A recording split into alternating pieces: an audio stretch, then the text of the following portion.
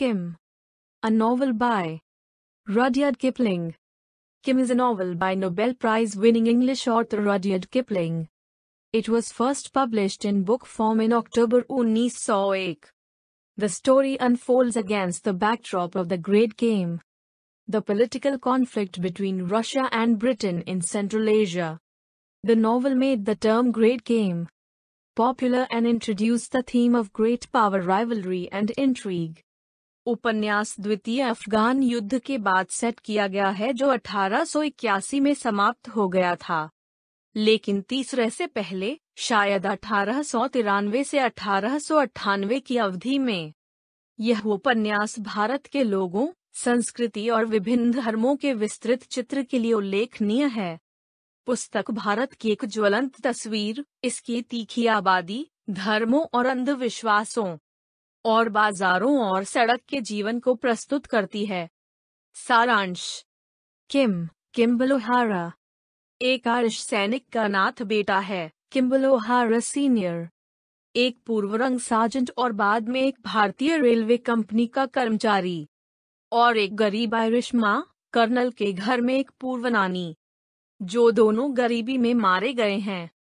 19वीं सदी के अंत में ब्रिटिश शासन के तहत भारत में एक आवारा अस्तित्व के कारण किम लाहौर की सड़कों पर छोटे छोटे कामों को भीख मांग कर और चलाकर अपना जीवन यापन करता है। वह कभी कभी महबूब अली, पश्तून घोड़े के व्यापारी के लिए काम करता है, जो ब्रिटिश गुप्त सेवा के मूल संचालकों में से एक है। किम स्थानीय संस्कृति में इतना डूबा हुआ है कि कुछ को पता चलता है कि वह एक श्वेत बच्चा है।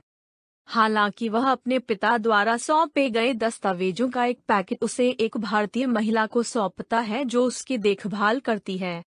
किम एक वृद्ध तिब्बती लामा से मित्रता करता है, जो अपने आप को रिवर ऑफ द एरो की खोज करके अपने आप को व्हील ऑफ थिंग्स से मुक्त करने की खोज में है। किम उसका चेला या शिष्य बन जाता है और उसकी यात्रा में उसका साथ देता है।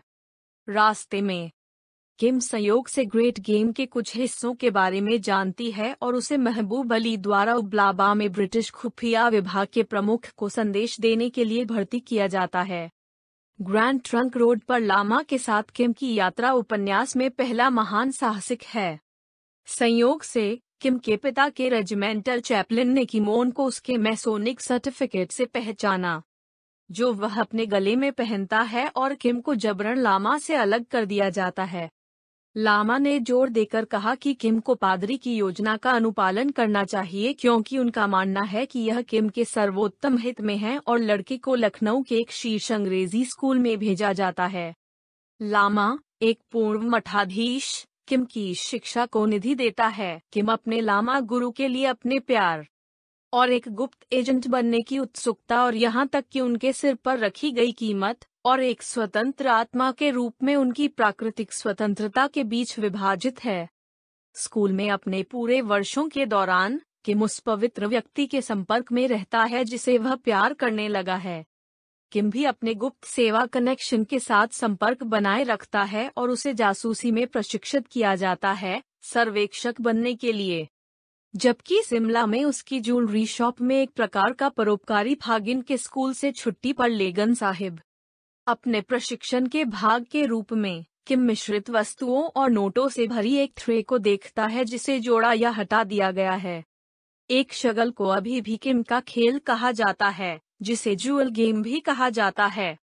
इस प्रशिक्षण के अन्य भाग प्रच्छन्न हैं और भारतीय जनसंख्या का सावधानी पूर्वक अध्ययन और चरित्रहीन पोशाक, व्यवहार और यहाँ तक कि वे कैसे थूकते हैं ताकि वे अंडरकवर जाने या भेस में उन लोगों की खोज कर सकें।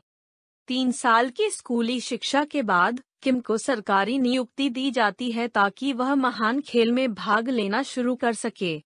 इस नियुक्ति के शुरू होने से पहले, हालांकि, उन्हें एक बहुत ही योग्य ब्रेक दिया गया। किम लामा से जुड़ता है और किम के श्रेष्ठ हरिचंद्र मुखर्जी के कहने पर वे हिमालय की यात्रा करते हैं ताकि किम कुछ रूसी खुफिया एजेंटों की जांच कर सकें।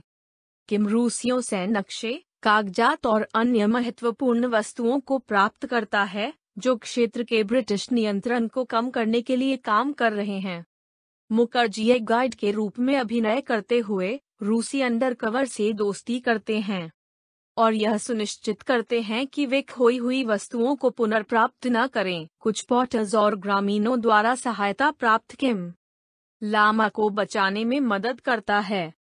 लामा को पता चलता है कि वह भटक गया है। तीर की नदी के लिए उसकी खोज पहाड़ों में नहीं बल्कि मैदानी इलाकों में होनी चाहिए और वह पॉटर्स को उन्हें वापस लेने का आदेश देता है।